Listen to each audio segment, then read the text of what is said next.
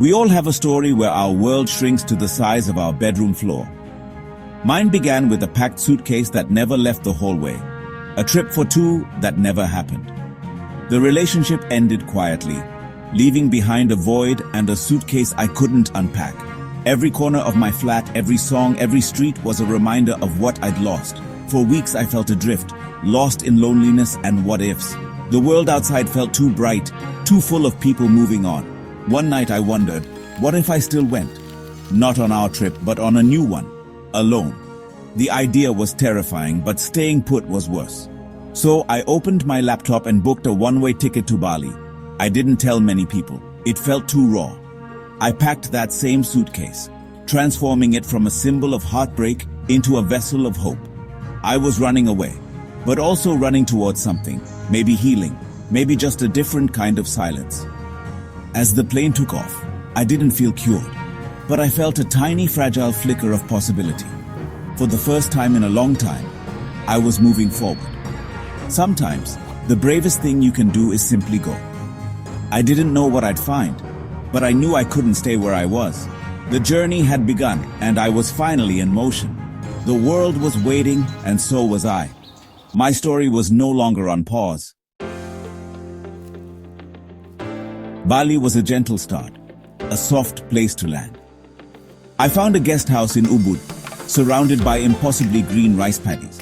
At first, loneliness followed me everywhere. But one dawn, watching the sun rise over the terraces, I took a deep breath that didn't hurt. Healing came in small moments, the taste of coconut water, the sound of gamelan at dusk, the kindness of strangers. An elderly woman offered me fried bananas with a warm smile. No words needed. That simple act broke through my walls. I cried, not just from sadness, but gratitude.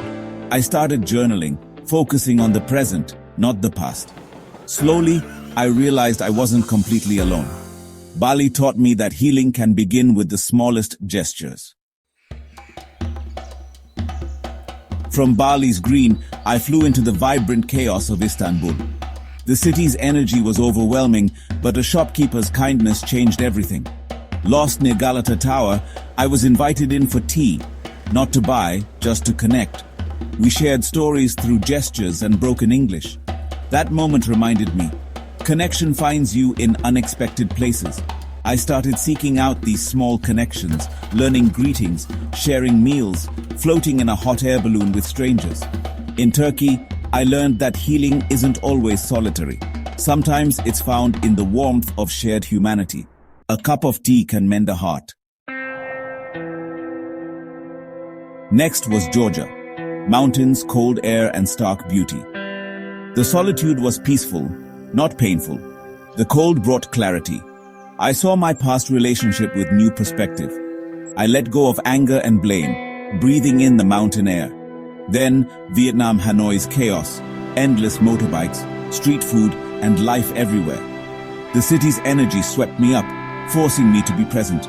Healing came from being part of the current, crossing busy streets, tasting new dishes, getting lost in the old quarter. I didn't need deep conversations, I just needed to move forward. Vietnam's relentless momentum became my own. Life, in all its chaos, goes on. Sometimes resilience is found in simply keeping up with the world around you. The journey was changing me.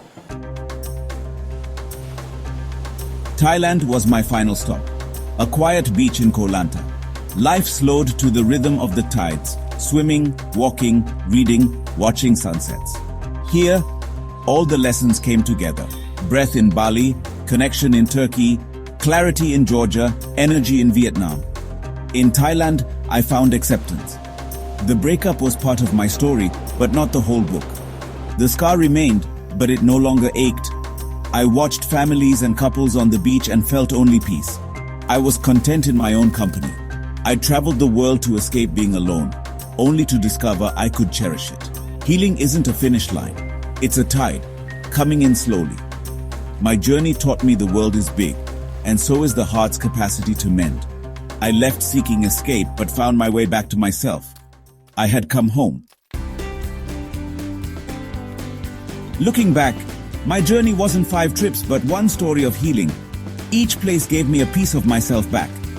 The journey isn't over. Healing isn't linear. Some days old sadness returns, but it no longer pulls me under. Travel didn't erase pain, but gave me space to grow. If you feel lost or heartbroken, know this: your world isn't small. The key is to move. Step into the unknown, even if it's just a new street.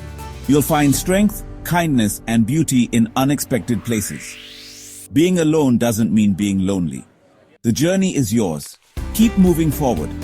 Subscribe to Nogofly for more travel and life videos.